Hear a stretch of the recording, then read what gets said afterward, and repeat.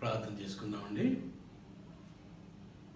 ప్రేమ కనికరములు కలిగిన మా ప్రియ పరలోకపు తండ్రి, శాశ్వతమైన ప్రేమతో, ఆశ్చర్యకరమైన ప్రేమతో, నిబంధన సంబంధమైన ప్రేమతో మమ్మల్ని ప్రేమించి మమ్మల్ని మీ రక్తం చేత కడిగి కుమారులుగా కుమార్తెలుగా అంగీకరించిన దేవా, మిమ్మల్ని స్తుతిస్తున్నాము, ఆరాధిస్తున్నాము. ఈ దినము కూడా మీ బిడ్డలందరితో కలిసి వాక్యాన్ని పంచుకునేటువంటి గొప్ప ధన్యత మాకు ఇచ్చినందుకై నీకు వందనాలు, స్తోత్రాలు చెల్లిస్తున్నాము. ఈ వాక్య ధ్యాన సమయములంతటిలో మీ పరిశుద్ధాత్మ సహాయమును నడిపింపును మాకు దయచేయమని ప్రార్థిస్తున్నాం. ప్రతి విధమైనటువంటి చీకటి శక్తులను, అంధకారక్రియను దూరంగా పారద్రోలమని ప్రార్థన చేసుకుంటూ సర్వంలో మీకే మహిమ, ఘనత, ప్రభావం ఆరోపించుకుని వింటున్న బిడ్డలందరినీ దీవించమని యేసు నామమున ప్రార్థించి వేడుకుంటున్నాం మా తండ్రి, ఆమెన్. ప్రియమైన దేవుని బిడ్డలరా, వాక్య ధ్యానంలోకి వెళ్ళక ముందు ఒక చిన్న పల్లవి పాడుకుందాము. స్తుతి సింహాసనాసీనుడా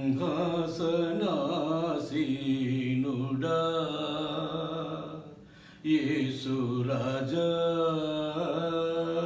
దివ్య తేజ, స్తుతి సింహాసనాసీనుడా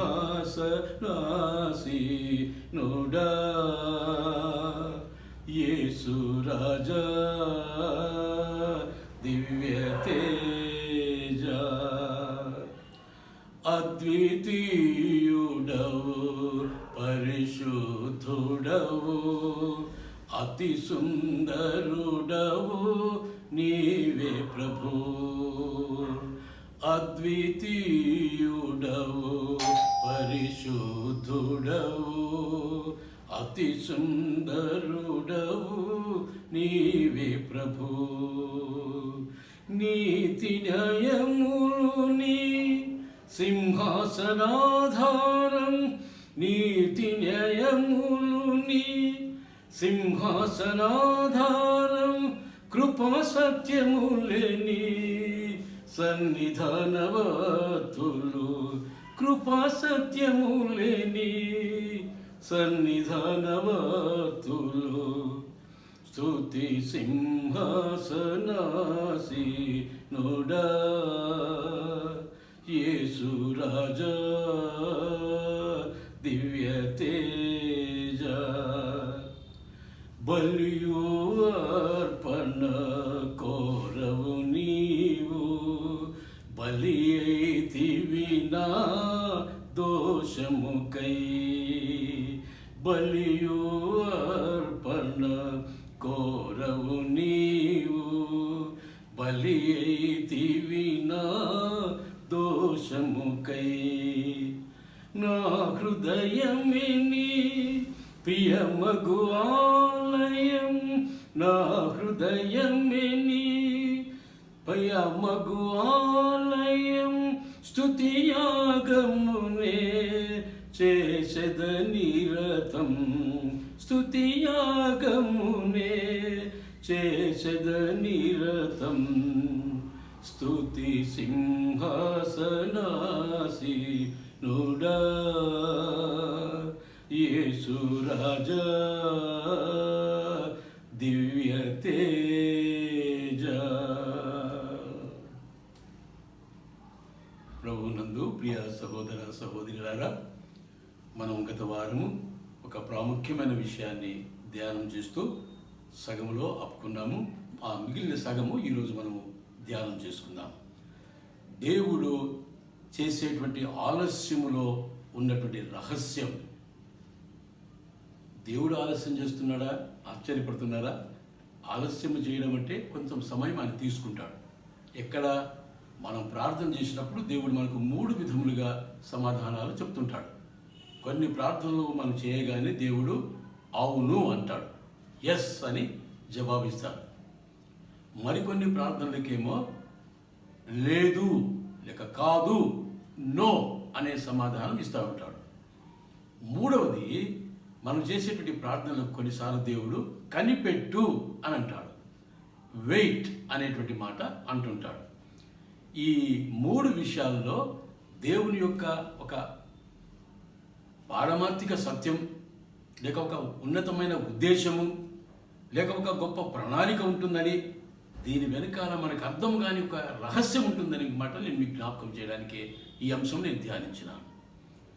కొన్ని సందర్భాలలో దేవుడు మనకు మన ప్రార్థనలకు అవును అంటాడు, కొన్ని ప్రార్థనలకు లేదు అంటాడు, లేక కాదు అంటాడు, మరికొన్ని మాటలకు లేక ప్రార్థనలకు కనిపెట్టు అంటాడు. ఈ దినం మనము కనిపెట్టు అనేటువంటి విషయాన్ని మనం ధ్యానం చేసుకుందాము. కొంతమంది దేవుని సేవకులు చెప్పినటువంటి మాటలు మనం జ్ఞాపకం చేసుకుందాము. నేను గత వారు చెప్పిన విషయాలు కొన్ని బ్రీఫ్గా ఇక క్లుప్తంగా మీకు జ్ఞాపకం చేసి నేను చివరి మాట పెడతాను. నిర్గమాకాండం 32వ అధ్యాయం 1వ వచనంలో ఈ విధంగా వ్రాయబడింది. మోషే కొండ దిగకుండా తడవు చేయుట ప్రజలు చూచినప్పుడు ఆ ప్రజలు అహరోను వద్దకు కూడి వచ్చి, లెమ్ము, మా ముందర నడుచుటకు ఒక దేవతను మాకు చేయుము, ఐగుప్తులో నుండి మమ్మల్ని రప్పించిన ఆ మోషే అనువాడు ఏమాయనో మాకు తెలియదని అతనితో అనిరి. మోషే కొండ మీద తడవు చేయుట అనే మాట మనం విన్నాం. రెండవ మాట చూద్దామండి. పేతురు రాసిన 2వ పత్రిక 3వ అధ్యాయం 9వ వచనం. కొందరు ఆలస్యమని ఎంచుకున్నట్లు ప్రభు తన వాగ్దానమును గురించి ఆలస్యము చేయవాడు కాడు గాని ఎవడునూ నశింపవలనని ఇచ్చయింపక అందరూ మారు మనస్సు పొందవలనని కోరుచు మీ ఎడల దీర్ఘశాంతము చూపువాడై ఉన్నాడు. తర్వాత 3వ విషయం, యోహాను సువార్త 11వ అధ్యాయం 6వ వచనం. అతడు అంటే లాజరు రోగి అయి ఉన్నాడని యేసు వినినప్పుడు తాను ఉన్న చోటనే ఇంకా 2 దినములు నిలిచెను. కనుక 3 సందర్భాలలో ఆలస్యం చేయుట, లేక తడవు చేయుట, లేక అక్కడ 2 రోజులు నిలిచిపోవుట అనేటువంటి మాట మనం గమనిస్తున్నాం.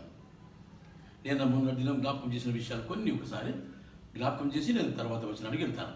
దేవుడు ఆలస్యం చేస్తుంటాడు. వాటి వెనుకాల ఆశీర్వాదములు తప్పకుండా ఉంటాయి. అవి అలక్ష్యాలు కాదు, నిర్లక్ష్యం చేసే స్వభావం కాదు, అన్యాయాలు అసలే కావని మనం తెలుసుకోవాలి. కానీ అద్భుతములు, ఇక మంచి అవకాశాలు, ఆశీర్వాదాలు దాని వెనుకాల ఉన్నవి అని మనం గ్రహించాలి. ఆలస్యం అమృతం విషము అనే మాట సామెత మనం విన్నాం. అది ఏదో లోకస్తులు మాట్లాడుకునే మాట కానీ ఇది బైబిల్కి సంబంధించిన మాటలు కాదు. దేవుడు బుద్ధిపూర్వకంగానే ఒక ఉన్నతమైన ఉద్దేశంతో మన ప్రార్థనలకు జవాబుగా ఆలస్యం చేస్తుంటాడు. కొన్ని దినముల తర్వాత ఆ ప్రార్థనకు మనకు జవాబిస్తూ ఉంటాడు. అది మనం జ్ఞాపకం చేసుకోవాలి. కానీ ఆలస్యం అనే మాట అందరికీ చికాకు పుట్టించేటువంటి మాట. ఎవరు కూడా దాన్ని సహించలేరు. అందరూ బేజారు పడుతుంటారనే మాట మనకు అందరికీ తెలుసు.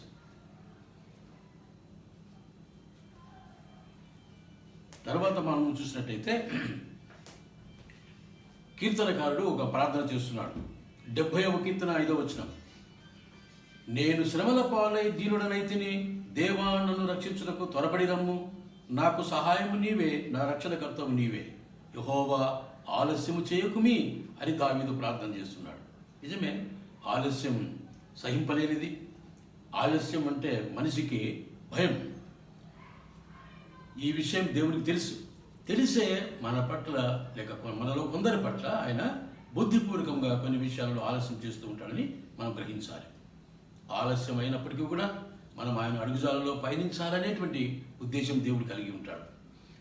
మనము మన భాషలో ఆలస్యం చేస్తాడని ఆయన అంటున్నాము, కానీ దేవుడు ఎప్పుడు కూడా అలక్ష్యము నిర్లక్ష్యము చేయడు, బుద్ధిపూర్వకంగా ఏది కూడా చేయడు అని మనం జ్ఞాపకం చేసుకోవాలి. దేవుడు ఆలస్యం చేస్తున్నాడని ఆందోళన చెందితే మానవునికి నిరాశ, నిర్లిప్తత, నిస్పృహ కలుగుతుందనేటువంటి మాట కూడా గమనించి ఇక వేరే ప్రయత్నం, సొంత ప్రయత్నం ఏమి చేయకుండా ఆపు చేసుకోవాలని మనం జ్ఞాపకం చేయబడుతున్నాం. దేవుని వాక్యంలో అంతము వరకు సహించి ఆలస్యాన్ని ఆనందదాయకంగాను ఆశీర్వాదకరంగాను అనుభవించి చివరికి విశ్వాసం ఉంచిన వారి యొక్క ప్రార్థనలకు జవాబులు ఉన్నతమైన విధంగా ఉంటాయని చెప్పి మనం బైబిల్ గ్రంథంలో తెలియజేయబడుతున్నాం. కనుక అబ్రహాం విషయంలో ఆలస్యం జరిగింది. ఇది ఆదికాండం 17వ అధ్యాయం 15 నుంచి 17 వచనాల వరకు వ్రాయబడింది. యెహోవా అబ్రహామును పిలిచినప్పుడు జన్మభూమిని, బంధుమిత్రులను విడిచిపెట్టి కని విని ఎరిగినటువంటి కనాను దేశములకు వెళ్ళు అన్నప్పుడు వెళ్ళవలసి వచ్చింది. ప్రియమైన బిడ్డలారా, తత్ఫలితంగా అబ్రహామునకు దేవుడు ధనము, ఘనత, జ్ఞానము, సంపద, దాసదాసీలను ప్రసాదించాడు. అయితే అన్నీ ఉన్న ఒకటి లోటు ఉన్నది. ఏమిటది? సంతానము లేని లోటు. సంతానం లేదు. ఒకసారి అబ్రహాము దేవునికి తన హృదయ వేదన చెప్పుకున్నాడు. అది 15వ అధ్యాయం 2వ వచనంలో, నిన్ను జనములకు తండ్రిగా, నీ సంతానముని జనాంగములన్నీ ఆశీర్వించబడతాయి అని దేవుడు వాగ్దానం చేశాడు. సంతానం విషయంలో అబ్రహాం నిజంగా సంతోషం లేదు, బాధపడ్డాడు. ఎన్ని ఉన్నా కూడా నాకు సంతానం లేదు కదా అనేటువంటి బాధ, చింత, ఆక్రందన ఉన్నది. దాన్ని దేవుడు గ్రహించినాడు. కానీ బుద్ధిపూర్వకముగానే ఒక ఉన్నతమైన ఉద్దేశంతో దేవుడు ఆలస్యంగా సంతానాన్ని ఇచ్చినట్టుగా మనం తర్వాత గమనించగలం. వాగ్దానంగానే మిగిలిపోయింది. దేవుడు చేసిన వాగ్దానము నిలబడుతుందా అనేటువంటి ఆ అభిప్రాయము అబ్రహాం కలిగి ఉండొచ్చు. ఆలస్యం జరుగుతున్న ఓర్పుతో, సహనంతో ఆయన వాగ్దానాన్ని స్థిరముగా నమ్మినటువంటి వాడు అబ్రహాం. నమ్మదగిన వాడిని ఏనాటికైనా తప్పకుండా నెరవేరుతుందని ఆయన వాగ్దానం విశ్వసించాడు. అలా ఆయన చూచుడులో 24 సంవత్సరాలు గడిచిపోయింది. ఒకానొక దినాన దేవుడు అబ్రహాములకు ప్రత్యక్షమై నీకు సంతానం కలుగుతుంది అన్నాడు. ఇక అబ్రహాం యొక్క ఆనంద ఆశ్చర్యాలకు అవధులు లేకుండా పోయినాయి. ఎంతో సంతోషించినాడు. అప్పటికే శారా వయస్సు ఉడిగిపోయింది. 18వ అధ్యాయం 11వ వచనంలో మేము మాట చూడగలం. అయినను నా దేవుడు అసంభవములను సంభవములుగా చేసే దేవుడని నిరూపించుకుంటాడు అనేటువంటి తప్పకుండా సంతానాన్ని ప్రసాదిస్తాడని నమ్మినాడు. 21వ అధ్యాయం 5వ వచనంలో మనం చూడగలం. ఎందుకంటే అబ్రహాం వయసు అప్పటికే 100 సంవత్సరాలు అయిపోయింది. తాను అడిగిన వరాన్ని పొందుటకు అబ్రహాం 24 సంవత్సరాలు దీర్ఘశాంతముతో కనిపెట్టాడు, ప్రార్థించాడు, ఎంతో ఓపికతో చూస్తున్నాడు. ఈ ఆసక్తి పట్టుదల అబ్రహాముకు దేవుని పాదాల చెంత దొరికినాయి. చివరికి దేవుడి సంతానం ఇచ్చాడు.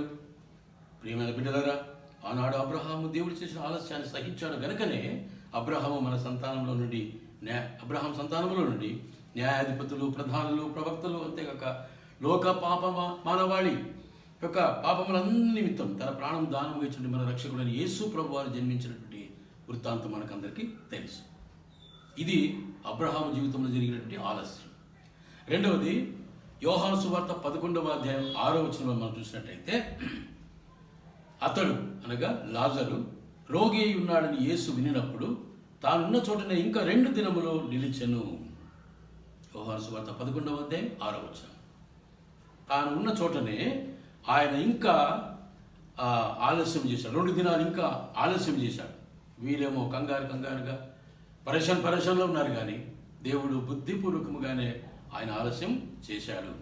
రెండవ ఆలస్యం, అబ్రహాం విషయంలో ఆలస్యం ఒకటి, అది అబ్రహాంకు దీవెనగా మారింది. రెండవది, మరియ మార్తల యొక్క జీవితాల్లో కూడా తాము వారి సహోదరుడైన లాజరు విషయంలో కూడా చనిపోయినాడని తెలిసి కూడా ఇంకా 4 దినములు ఎక్కడో వేరే గ్రామంలో ఉన్నాడు, అక్కడ ఆగిపోయాడు. యేసు ప్రభు తన పరిచయంలో అనేక పర్యాయాలు బేతనియ గ్రామం దర్శించాడు. అక్కడ మరియ మార్తలు ఉన్నారు, ఆయనకు ఆతిథ్యం ఇచ్చారు, ఆత్మీయంగా అంగీకరించారు, ఆయనను ఆరాధించినారు. ఆయన వారికి అనేకమైనటువంటి ఆధ్యాత్మిక సత్యాలు, పాఠాలు నేర్పినాడు. ఒకసారి లాజరు అనారోగ్యం కలిగి తీవ్ర రూపం దాల్చినప్పుడు ఏ ఆధారము లేకుండా నిస్సహాయతలో ఉన్నటువంటి మరియ మార్తలు, స్వామి, లాజరుకు, నీవు ప్రేమించేటువంటి లాజరుకు అనారోగ్యం ఉన్నది, వెంటనే రండి, త్వరగా రండి అని ప్రభు కబురు పెట్టారు. 11వ అధ్యాయం 3వ వచనం యోహాను సువార్త. యేసు వెంటనే రావాలి కదా, రాలేదు. కాగా ఇంకా పరేషాని ఏమిటంటే ఆయన ఉన్న చోటనే ఇంకా 2 రోజులు ఆగిపోయాడు, 4 దినములు ఆగిపోయాడు. యేసు ఆలస్యం చేసినందువలన లాజరుకు మరణం సంభవించింది. ఎందుకంటే రోగం తీవ్రమైపోయింది, చనిపోవాల్సిన పరిస్థితి ఏర్పడింది. మరియ మార్తలు దుఃఖిస్తూ ఆలస్యం చేసిన యేసు ప్రభువును అపార్థం చేసుకున్నారు. మమ్మల్ని ఎంత ప్రేమించాడు కదా, రమ్మని కబురు పెట్టినప్పుడు ఎందుకు రాలేదని వాళ్ళు ఒకటే బాధపడ్డారు. కానీ తాను ఎందుకు ఆలస్యం చేశాడో యేసు ప్రభువుకు మాత్రమే తెలుసు, కానీ మరియ మార్తలకు అర్థం కాలేదు. యేసు ప్రభువును కూడా వాళ్ళు అర్థం చేసుకోలేకపోయారు అసహనంతో. అంత అయ్యాక మన స్నేహితుడు లాజరు నిద్రపోయాడు, అతను మేల్కొల్ప వెళ్దాం రండి అని శిష్యులతో చెప్పి బయలుదేరి వచ్చాడు బేతనీకు. మరియ మార్తలు ఎదురు వెళ్ళి అంతరంగంలో ఉన్నటువంటి ఆ గోడంతా చెప్పుకున్నారు. అప్పుడు యేసు పాదాల చేత కూర్చుని ఉన్నటువంటి మరియమ్మ ఉత్తమైన దాని, అవసరమైన దానిని 10వ అధ్యాయం 41వ వచనంలో ఈ మాట రాయబడింది. ఎందుకునో మనోస్థైర్యం తగ్గిపోయింది. యేసు ఆలస్యాన్ని గురించి ఆలోచిస్తూనే ఇంట్లోనే ఉండిపోయారు వాళ్ళు. యేసు రాగా ఆయన పాదాలు పడి మీద పడి ఏడ్చినారు. యేసు కూడా కన్నీళ్లు విడిచాడు. అనేకులు కూడిలాగా యేసు సమాధి ఎద్దుకు వెళ్ళి మరి మాతతో కూడా సమాధి దగ్గర నుంచి ఒక మాట అన్నాడు, లాజరు బయటికి రమ్ము అని పేరు పెట్టి పిలిచాడు. లాజరు వెంటనే సమాధిలో నుండి బయటికి వచ్చుట అందరూ చూశారు. ఇక మరియా మార్తల సంతోషానికి అవధులు లేకుండా అయిపోయింది. పట్టజాలనంత సంతోషం కలిగింది.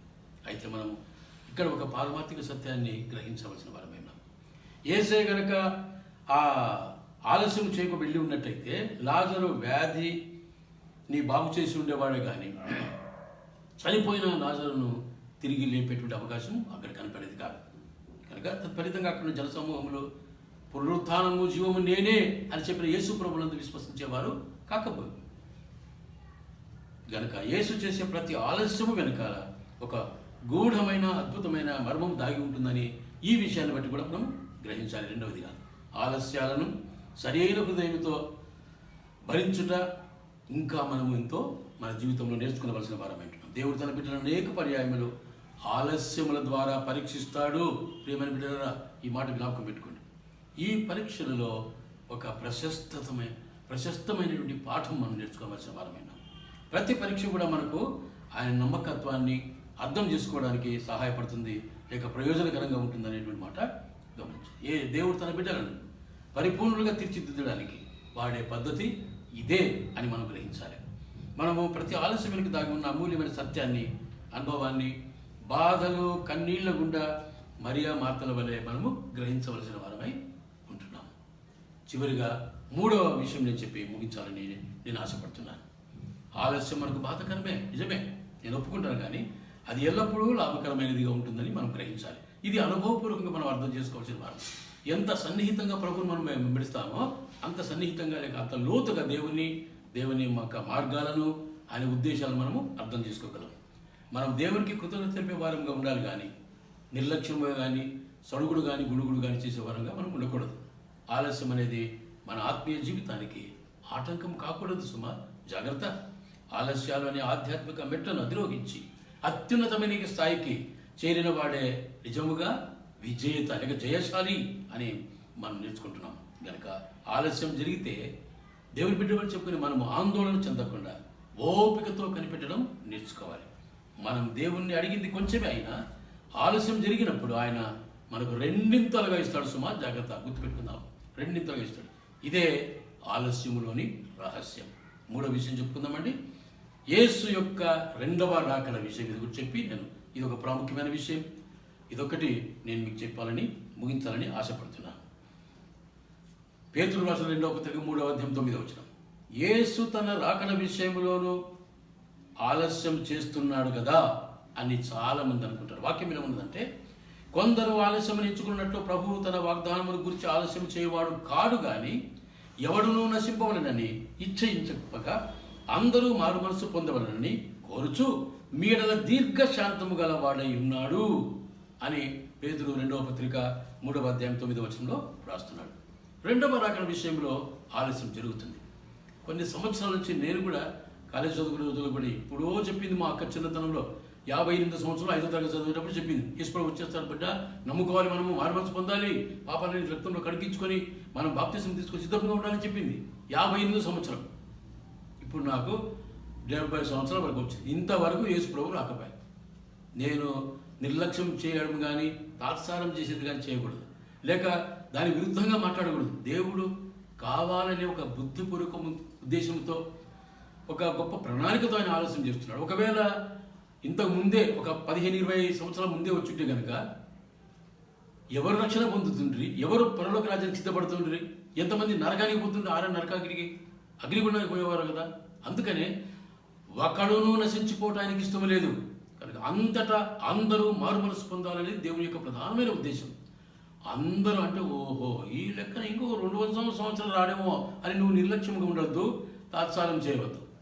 అనుకొనని గడియలో బైబిల్ ఏమున్నదండి, దొంగ ఇంటికి వచ్చినట్టుగా రహస్యముగా అనుకొనని సమయంలో వస్తాడు అనేటువంటి మాట కూడా మనకు జాగ్రత్త తెలుపుటకై మన కొరకు రాయబడింది. అనగా ఎప్పుడో చూసుకుందాంలే, let us enjoy this life అని ఒకవేళ నీ ఇష్టం వచ్చినట్టు ఆనందిస్తుంటే మనం 6:30కి అక్కడికి పోవడం తథ్యం.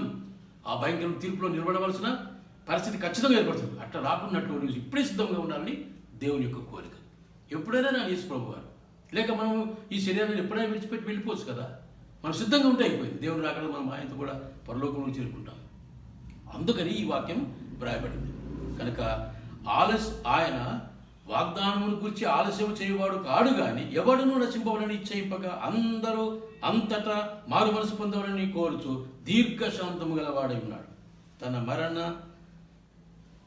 పునరుత్థానముల ద్వారా ప్రతి ఒక్కరికి రక్షణ ప్రసాదించాలని ఆయనకి ఇష్టం. ఎవరు కూడా రక్షణ ప్రణాళిక నుంచి దూరం పోదు, తప్పించుకోవద్దని ఆయన ఉద్దేశం. అంతకాలంలో బంధింపబడినటువంటి ఈ పాప ప్రజలందరికీ, ఇంకా దీని సత్యమును గ్రహించలేనటువంటి వారందరికీ ఈ సత్యాన్ని తెలపాలని దేవుడికి ఇష్టం. ప్రతి పాపి రక్షింపబడాలని, ప్రతి కఠిన హృదయం మాంస హృదయం కావాలని, ప్రతి వాణిలో ఉన్నటువంటి అంధకారము లేక సాతాన సంబంధమైన చెడిపోవాలని, తొలగిపోవాలని, ప్రతి వ్యక్తి యొక్క మోకాలు యేసు ప్రభు పాతాల చెంత చేరి తనను ఆరాధించాలని ఆయన తన రాకడ కొరకు ఇంకా పొడిగిస్తూనే ఉన్నాడు.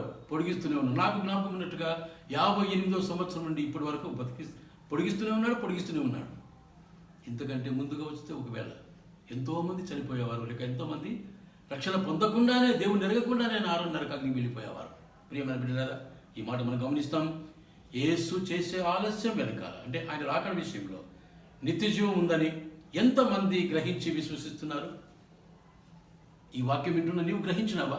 నీవు విశ్వసించినావా? నువ్వు సిద్ధంగా ఉన్నావా? అందరూ మోక్షరాజ్యంలో చేరి చిరకాలం ఆయనతో సహవాసం చేయాలని, ఆయన రాకడలో ఆయనతో కూడా కలిసి సంతోషించాలని, ఆయన నమ్ముకున్న వారందరితో కూడా స్తుతిగానం చేయాలని ఆయనకి ఇష్టం. ఆయన ఆలస్యంలోని రహస్యం లేక ఉద్దేశం, ప్రణాళికను మనం అర్థం చేసుకొని ఆయన ఆ సుందరమైన లేక ఆనందదాయకమైన రాకడ కొరకు కనిపెడుతూ ఉండాలి. ఆయన వచ్చినప్పుడు మధ్యాకాశంలో మేఘంలో మనమందరం ఎత్తపడతాం. నిమిషంలో మనమందరం ఎత్తపడతాం. మధ్యాకాశంలో ఆయన కలుసుకుంటాం. ఇక అక్కడి నుంచి అందరూ ప్రభుత్వం కలిసి ఏకముగా పరలోకములో, ఆ బంగారు వీధులలో, ఆ సుందరమైనటువంటి పట్టణంలో దేవుని సన్నిధానంలో సాక్షాత్తు ఉండకపోతున్నాం. ఈ మధురమైన అనుభూతి, ఈ సంతోషకరమైనటువంటి సమయాన్ని నువ్వు అనుభవించాలనుకుంటున్నావా? అట్లయితే దేవుడు ఆలస్యం చేస్తున్నాడు. ఎప్పుడో చిన్నప్పుడే చెప్పారు వస్తారని, ఇంతవరకు రాలేదు. 30 సంవత్సరాలు అయిపోయింది, 40 సంవత్సరాలు అయిపోయింది, 60 సంవత్సరాలు అయిపోయింది, ఇంకెప్పుడు వస్తారండి అనేటువంటి మాటలు, నిర్లక్ష్యంతో కూడిన మాటలు, దేవునికి ఇష్టమైన మాటలు మనం మాట్లాడకూడదు. వాక్య విరుద్ధంగా మనం మాట్లాడకూడదు. ఆయన మాట తప్పని వాడు, ఆయన సత్యవాది. సత్యమును గురించి చెప్పుటకు ఆయన ఈ లోకానికి వచ్చాడు. అందరి దేవుళ్ళలా కాదు, నిజమైన దేవుడు, వాగ్దానం చేసి నెరవేర్చే నిబంధన దేవుడు యేసు క్రీస్తు అనే రక్షకుడు చెప్పినటువంటి మాటలు, ఆయన మాటలు మనకు బహు స్పష్టంగా బైబిల్ గ్రంథంలో రాయబడింది. దావీదు కుమారుడు ఏమంటాడు? దావీదు మహారాజు, నీ వాక్యము నా పాదములకు దీపమును, నా త్రోవకును వెలుగునై ఉన్నవని. ఇటువంటి శ్రేష్టమైన వాక్యం మనం విన్నప్పుడు మనం అందరం కూడా సిద్ధంగా ఉండాలని దేవుడు కోరుకుంటున్నాడు. తలలు వంచండి, మనం అందరం కూడా ప్రార్థన చేసుకుందాం. వాక్యం విన్న తర్వాత మనం సిద్ధంగా ఉన్నామా? 2 విషయాల కొరకు మనం ఖచ్చితంగా సిద్ధంగా ఉండాలి. మన మరణం కొరకు, లేక యేసు ప్రభు యొక్క రాకడ కొరకు. ఏదైనా మనకు సంభవించవచ్చు, మనకు తెలియదు. ఏది సంభవించినా ప్రభువును కలుసుకుంటాం మధ్యాకాశంలో, సదాకాల పరలోకంలో నేను ఆయనతో కూడా ఉండబోతానని గొప్ప నమ్మకము, నిరీక్షణ మనకు కలగాలని దేవుని యొక్క మాట. మాట్లాడే దేవుడు, సత్యమైన దేవుడు, మానవుని యొక్క రక్షణ సంకల్పంతో ఈ లోకానికి వచ్చినటువంటి ఒకే ఒక దేవుడు ప్రభువు యేసుని స్తుతిస్తున్నాం. మీరు మాకు తెలియజేసిన 3 మాటల కొరకు నీకు వందనాలు. మీరు చేసేటువంటి ఆలస్యము వెనకాల ఒక గొప్ప రహస్యము, ఒక ప్రణాళిక, ఒక ఉద్దేశం మీరు కలిగి ఉన్నారని మాకు 3 సంఘటనల ద్వారా, అబ్రహాం విషయంలో కానీ, లాజరు విషయంలో కానీ, మీ రాకడ విషయంలో కానీ మాకు జ్ఞాపకం చేసిన దేవా నిన్ను స్తుతిస్తున్నాము, ఆరాధిస్తున్నాము. యేసయ్యా, మీ మాటలు ఎంత ఖచ్చితమైనవి ప్రభు. మీ మాటలో అబద్ధము లేదు, రహస్యాలు, మోసాలు అసలుకే లేవు. మీ వాక్యము సత్యమైన సంబంధమైన వాక్యం. ఈ వాక్యం ద్వారా నన్ను దర్శించినారు ఒకసారి, నన్ను, నా జీవితాన్ని మార్చినారు. ఇప్పుడు నేను నీ యందు ఆనందిస్తాను. నీవే నా రక్షకుడు, నా ప్రభువుని నమ్ముకున్నాను. మీరు ఎప్పుడు ఈ లోకానికి దిగి వచ్చినా, నేను ఎప్పుడు ఈ లోకాన్ని విడిచిపెట్టినా, నేను నీతో కూడా సదాకాలం ఉంటానని గొప్ప విశ్వాసము, నిరీక్షణ నాకు దయచేశారు. ఈ ధైర్యం నాకు ఇచ్చారు. మీకు లోకంలో ఎవరు కూడా ఈ మాకు విశ్వాసము, రక్షణ, ఈ ఎదురు చూసేటువంటి ధైర్యము మాకు ఎవరు ఇవ్వలేరు ప్రభు. మీరు మాత్రమే ఇవ్వగలరు. వాక్యం విన్న ప్రతి బిడ్డను మీ చేతుల్లో పెడుతున్నా ప్రభువా. వాక్యం నిర్లక్ష్యం చేయకుండా వాక్యమును గ్రహించి అర్థమునకు లోబడి మిమ్మల్ని స్వత్త రక్షణగా అంగీకరించడం, నీ వాక్యమునకు భయపడటకు నేర్పించమని ప్రార్థిస్తున్నాం. ఇలా చెప్తున్న వారు చాలామంది చూసాం. ఇలాంటి ప్రసంగాలు కూడా మేము విన్నాము. ఇప్పుడు నాకు 50 సంవత్సరాలు 70 సంవత్సరాలు నేను వింటూనే ఉన్నాను. ఏది యేసుప్రభు రాలే, నేను పోలే అని కొంతమంది నిర్లక్ష్యంగా ఉండవచ్చు, తాత్సారం చేస్తూ ఉండవచ్చు, సోమరితనంగా ఉండవచ్చు. ప్రభు, మీరు అనుకొనని గడియలో వస్తానని మీరు చెప్పారు. ఎవరు మోసపోకుండా, ఎవరు భయంకర తీర్పులో నిలబడకుండా, ఎవరు ఆ భయంకరమైన నిత్యాగ్నిలోనికి, నరకమనేటువంటి బాధలోనికి వెళ్ళకుండా అందరి నుండి ప్రభు నిజమైన దేవుడు, నా రక్షకుడు, నా కొరకు శిలువలో మరణించాడు, రక్తం కార్చాడు, ఆ రక్తంలో నా పాపాలను కడుక్కుంటాను, నేను ఆయన బిడ్డను అవుతాను అని ఒప్పుకొని ఇష్టపట్టుకు సహాయం చేయమని ఇచ్చిన ఈ సుందరమైన సమయం కొరకు, బహుస్పష్టమైన సమయం కొరకే వందన ఆచరించుకుంటూ ఈ మా ప్రార్థన మా ప్రభువును ప్రియరక్షకుడైన యేసుస్వామి పేరిట ప్రార్థించి వేడుకుంటున్నాం మా తండ్రి. ఆమెన్.